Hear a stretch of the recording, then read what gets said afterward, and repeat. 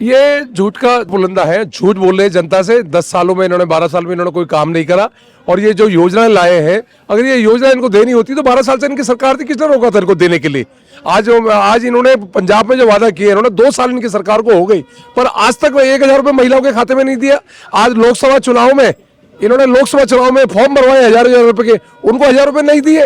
पर आज जैसी चुनाव 10 दिन बाद डिक्लेयर है तो इनको महिलाओं की याद आ गई। संजीवनी योजना की जरूरत क्या है? दिल्ली में आयुष्मान भारत है, आप उसको लागू करिए। पर उन लोगों ने वो योजना लागू नहीं करनी है, और वो सिर्फ एक संजीवनी योजना के माध्यम से लोगों को बेवकूफ बनाना, लोगों को पागल बनाना, ये इनको आता है। 10 साल में भ्रष्टाचार, चरम सीमा भ्रष्टाचार करा, शराब की दलाली खाई, और सारे मंत्री इनके जेल में गए। पर जब अब इनको लग रहा है सरकार जाना तय, तो अफरा तफरी में ये जल्द से जल्द घोषणा करते जा रहे हैं। 12 साल से ये मुस्लिम मौलानाओं को पाल रहे थे, उनके बच्चों को पाल रहे थे, हर महीने 18,000 रुपए दे रहे थे।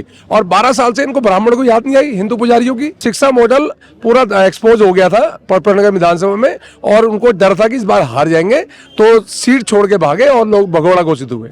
नमस्कार, आप देख रहे हैं द डिजिटल रिपोर्टर। मैं हूं आपके साथ अर्जुन खजूरिया। इस वक्त हमारी मौजूदगी है पटपड़गंज विधानसभा क्षेत्र में, और हमारे साथ इस समय मौजूद हैं रवि नेगी, जो कि यहां से निगम पार्षद भी हैं। 2020 में मनीष सिसोदिया के सामने चुनाव लड़े थे, और केवल 3,200 वोटों का जो है अंतर रहा था। और कहीं ना कहीं राजनीतिक हलकों में चर्चा ये भी है कि इस बार जो मनीष सिसोदिया को यहां से जाना पड़ा, ये जगह छोड़ करके, सीट छोड़ करके जो है उनको जंगपुरा जाना पड़ा, उसका बहुत बड़ा कारण यह है कि पिछली बार जो एकदम हार के वो करीब थे रवि नेगी की वजह से, वो एक बड़ा कारण बताया जा रहा है। रवि जी, इसी बीच अब ये भी देखने को मिल रहा है कि लगातार दिल्ली सरकार योजनाओं पे योजनाओं की घोषणा की जा रही है, लेकिन इसी बीच सवाल ये भी उठ रहे हैं विभागों की तरफ से कि ऐसी कोई योजना, ना तो संजीवनी योजना, ना 2100 वाली योजना एग्जिस्ट ही नहीं करती है किसी सरकारी गैजेट में। तो क्या लग रहा है, ये चुनाव के पहले ये सब चीजें करना, आम आदमी पार्टी कैसे देखते हैं आप इसको?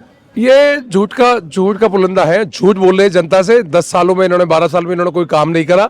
और ये जो योजनाएं लाए हैं, अगर ये योजना इनको देनी होती तो 12 साल से इनकी सरकार थी, किसने रोका था इनको देने के लिए। आज इन्होंने पंजाब में जो वादा किए, इन्होंने 2 साल इनकी सरकार को हो गई, पर आज तक 1,000 रुपये महिलाओं के खाते में नहीं दिया। आज लोकसभा चुनाव में फॉर्म भरवाए 1,000 रुपए के, उनको 1,000 रुपए नहीं दिए। पर आज जैसी चुनाव 10 दिन बाद डिक्लेयर है तो इनको महिलाओं की याद आ गई। तो ये झूठ बोल रहे हैं। और बाकी रही संजीवनी योजना के तहत, संजीवनी योजना की जरूरत क्या है? दिल्ली में आयुष्मान भारत है, आप उसको लागू करिए ना मोदी जी। 2016 से आपको योजना दी हुई है, जिसमें 5 लाख रुपए का हर व्यक्ति का मुफ्त इलाज है, और मोदी जी दे रहे। पर उन लोगों ने वो योजना लागू नहीं करनी है, और वो सिर्फ एक संजीवनी योजना के माध्यम से लोगों को बेवकूफ बनाना, लोगों को पागल बनाना, ये इनको आता है। 10 साल में भ्रष्टाचार, चरम सीमा भ्रष्टाचार करा, शराब की दलाली खाई, और सारे मंत्री इनके जेल में गए। पर जब अब इनको लग रहा है सरकार जाना तय, तो अफरा तफरी में ये जल्द से जल्द घोषणा करते जा रहे हैं। उसके अलावा अब जैसे देखा जाए तो एक तरफ हमने ये देखा कि जो इमाम है दिल्ली के, वो पहुंचे केजरीवाल के निवास स्थान के बाहर की 17 महीने से हमको सैलरी नहीं मिली है। 2 दिन बाद अरविंद केजरीवाल ऐलान करते हैं कि 18,000 रुपए सैलरी हम जो है ग्रंथियों को देंगे, पुजारियों को देंगे। 12 साल से ये मुस्लिम मौलानाओं को पाल रहे थे, उनके बच्चों को पाल रहे थे, हर महीने 18,000 रुपए दे रहे थे। और 12 साल से इनको ब्राह्मण को याद नहीं आई, हिंदू पुजारियों की। क्या उनके बच्चों के पेट नहीं थे क्या? पर अब चुनाव आ गए तो इनको पुजारी भी ध्यान आ गए, ग्रंथी भी ध्यान आ गए। तो ये सब जनता जान रही है कि मौलानाओं को, कम से कम मौलानाओं को तनख्वाह तो तुम दे रहे थे, 17 महीने से तो नहीं दी तुमने, पर कम से कम 12 साल से तो पाल ही रहे थे। पर आज जनता जान चुकी है, जनता इनके छलावे में नहीं आने वाली है, और जनता समझ चुकी है, और जनता और हिंदू भी समझ चुका है कि इस बार इनको वोट नहीं करता। देखिए, मनीष सिसोदिया के सामने आप चुनाव लड़े थे, और कहीं ना कहीं उनको आम आदमी पार्टी पोर्ट्रे करती है कि शिक्षा जनक, और इसके लिए भारत रत्न की मांग भी उन्होंने की थी। और अब आम आदमी पार्टी फिर से कह रही है, देखो हमारा जो एजुकेशन मॉडल है, बेस्ट एजुकेशन मॉडल है, पूरी दुनिया में इसकी चर्चा हो रही है। अब फिर से वो उसी ट्रैक पर आ गए हैं, शिक्षा मॉडल को वो आगे रख रहे हैं चुनाव में। भाई इतना बड़ा शिक्षा मॉडल था, और डिप्टी सीएम था दिल्ली का 2020 में जब चुनाव लड़ा हमारे खिलाफ, तो भाई शिक्षा मॉडल कहाँ चले गया? बड़ी मुश्किल से 14, 12, 13 राउंड में जीते। 3,000 वोट से सिर्फ जीते। उनके जो जूनियर थे वो 30,000 से जीत रहे हैं, और ये 3,000 से जीत रहे हैं। तो शिक्षा मॉडल पूरा एक्सपोज हो गया था पटना विधानसभा में, और उनको डर था कि इस बार हार जाएंगे, तो सीट छोड़ के भागे और लोग भगोड़ा घोषित हुए। और उसके अलावा भी अरविंद केजरीवाल ने एक मुहिम शुरू की है, जैसा हम देख रहे हैं कि सब जगह जो चल रहा है भाई का, कि मैं भी भाई हूं, महिलाओं का भाई हूं, महिलाओं के लिए सोचूंगा, और महिलाएं जो हैं इस बार वो भाई का समर्थन करें। भाई ऐसा चाहिए जो शराब के ठेके खुलवाए, भाई एक ऐसा चाहिए जो पिंक के शराब के ठेके खुलवाए बहनों के लिए। मतलब हमारी सनातन धर्म में आप बहनों के लिए ठेके खुलवा रहे थे, पिंक ठेके। अपनी सांसद को पिटवाया घर में भाई साहब। वो उसका उनके सचिव जो है बाटा है जिसने मारा, और ये वहीं थे। तो अगर अस्मिता को संभालना ही था महिलाओं की, तो आपके घर में इतनी बड़ा कांड हो गया एक सांसद के साथ जो महिला आयोग की चीफ भी थी।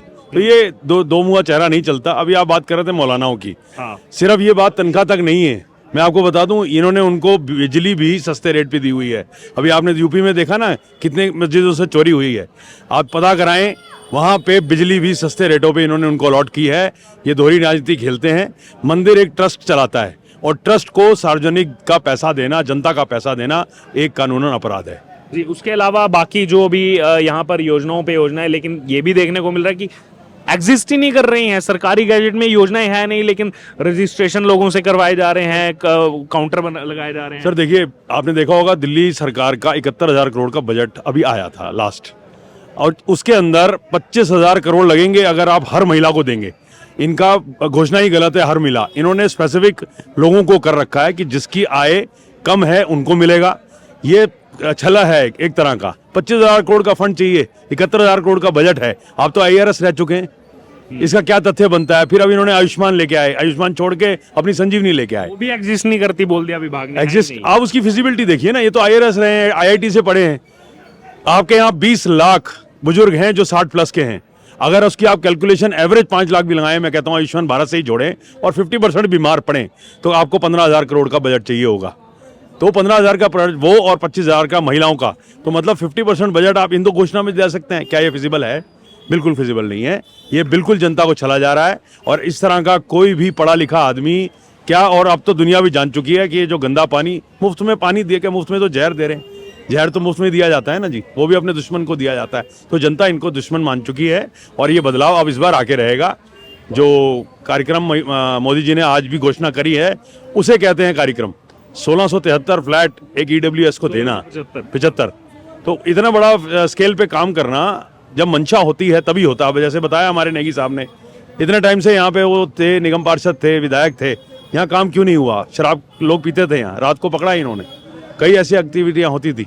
तो ये नीयत होनी चाहिए। लाइन ऑफ फंड वो 50 लाख का कहीं से भी लाना था, तो नीयत होनी चाहिए। काम तो अपने आप होते हैं। क्योंकि जो नियत की आप बात कर रहे हैं, कोर्ट ने तो कई बार फटकार लगाई, 10 बार बोला कि आपका एडवर्टाइजमेंट का पैसा हमें वो करना पड़ेगा, RRTS के लिए पैसा दो जिसकी इनॉग्रेशन होने वाली है। फिर वो 10 बार कोर्ट के बार जो है यहाँ पर बार कोर्ट ने जब इनको कहा, उसके बाद जाकर के दिल्ली सरकार को थोड़ा सा फंड उन्होंने। साहब ये कोर्ट के लिए भी अपनी दोहरी राजनीति नहीं करते हैं। जब इनके फेवर में फैसला आता है तो संविधान से दुनिया चल रही है, नहीं तो ED CBI ये भी तो गवर्नमेंट एजेंसीज है ना, वो अपना काम कर रही हैं। अगर उनके पास तथ्य नहीं है तो वो आपको अरेस्ट क्यों करेंगी? अगर आप अरेस्ट हुए हैं तो कहीं ना कहीं आग वहीं लगती, धुआं वहीं निकलता है जहां आग हो। तो आग थी तो आपको पकड़ा गया, अभी भी आप बेल पे आउट हैं।